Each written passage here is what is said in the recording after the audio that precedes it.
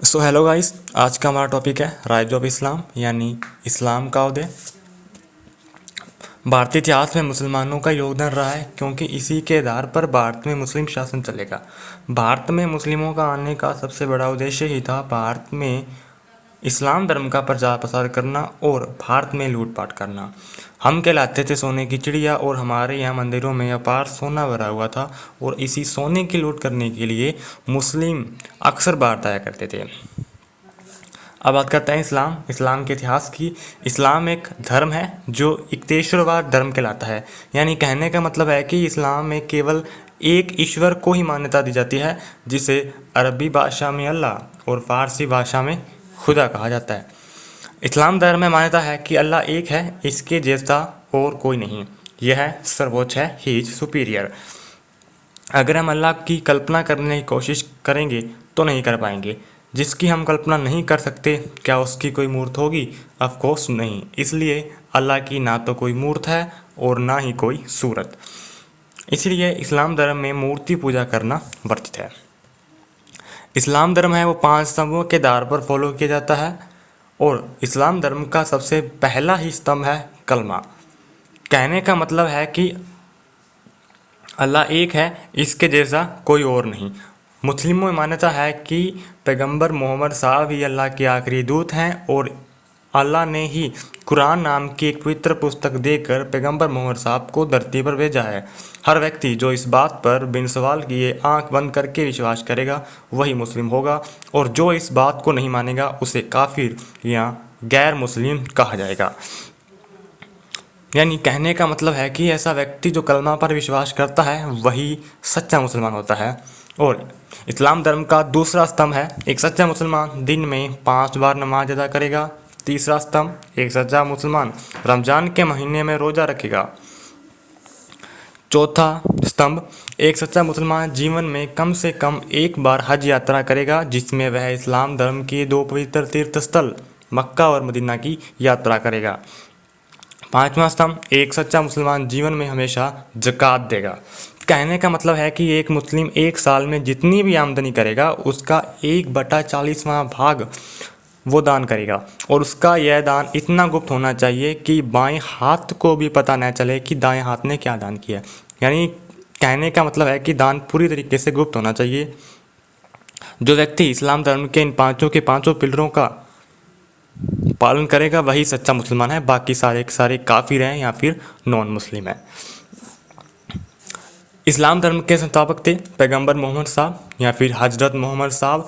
हजरत मोहम्मद साहब ने इस्लाम धर्म की स्थापना की और इनका जन्म 570 ईस्वी में सऊदी अरबिया के ही एक शहर मक्का में हुआ। 610 ईस्वी में मोहम्मद साहब को हीरा नाम की एक गुफा में महाज्ञान की प्राप्ति हुई। इस्लाम धर्म में मान्यता है कि मोहम्मद साहब हीरा नाम की गुफा में घंटों घंटों तक ध्यान लगाया करते थे और एक बार जब मोहम्मद साहब हीरा गुफा में ही ध्यान लगा रहे थे तो काफ़ी लंबे समय तक वो ध्यान ही लगाते रहे और कई दिनों के बाद इसी हीरा नामक गुफा से पैगंबर मोहम्मद साहब वापस आए और उनके हाथ में एक पुस्तक थी जिसका नाम था कुरान। मोहम्मद साहब ने लोगों को कहा कि अल्लाह ने अपने एक दूत जिसका नाम है जिब्राइल, अपने एक फरिश्ते जिब्राइल नाम के अपने एक फरिश्ते को मेरे पास भेजा और उसके हाथ में ये पवित्र पुस्तक जिसका नाम है कुरान, यह पुस्तक देकर मेरे पास भेजा। मुझे बताया कि तुम अल्लाह के दूत हो और तुम्हें इस पवित्र पुस्तक का पूरी दुनिया में प्रचार प्रसार करना है।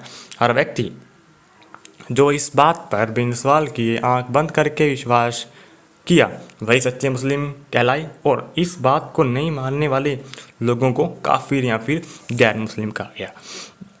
इस्लाम धर्म 610 ईस्वी यानी 7वीं शताब्दी से सऊदी अरबिया के ही शहर मक्का से शुरू हुआ और इसके बाद हजरत मोहम्मद साहब ने अपने उपदेश देने शुरू किए और लगातार लोग उन्हें फॉलो करते गए। जैसे जैसे हजरत मोहम्मद साहब की पॉपुलैरिटी बढ़ने लगी तो ईसाइयों और यहूदियों को इनसिक्योरिटी होने लगी। इसीलिए ईसाइयों और यहूदियों ने मिलकर मोहम्मद साहब को मक्का से बाहर निकाल दिया। 622 ईस्वी में हजरत मोहम्मद साहब मक्का छोड़कर मदीना चले गए।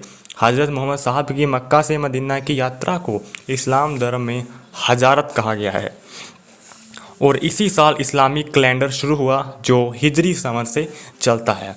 इसके बाद हजरत मोहम्मद साहब मदीना में ही रहे तथा मदीना में ही रहकर इन्होंने इस्लाम धर्म का प्रचार प्रसार किया। हज़रत मोहम्मद साहब की मृत्यु के बाद सबसे बड़ा सवाल यही उठा कि हज़रत मोहम्मद साहब के बाद उनका उत्तराधिकारी कौन बनेगा। हज़रत मोहम्मद साहब के सबसे पहले अनुयायी थे अली, और अली हज़रत मोहम्मद साहब के दामाद भी थे।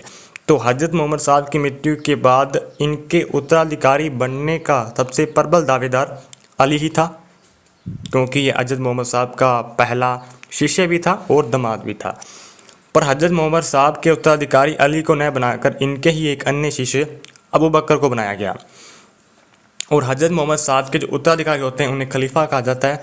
अली हज़रत मोहम्मद साहब के चौथे उत्तराधिकारी बने, और हज़रत मोहम्मद साहब की मृत्यु के सिर्फ 50 साल में ही हज़रत मोहम्मद साहब के 4 उत्तराधिकारी हो गए, जिसमें सबसे पहला उत्तराधिकारी था अबू बकर और चौथा उत्तराधिकारी था अली। अली के उत्तराधिकारी बनने के बाद मुस्लिमों में विवाद हो गया, और मुस्लिम कम्युनिटी थी वो 2 भागों में यानी 2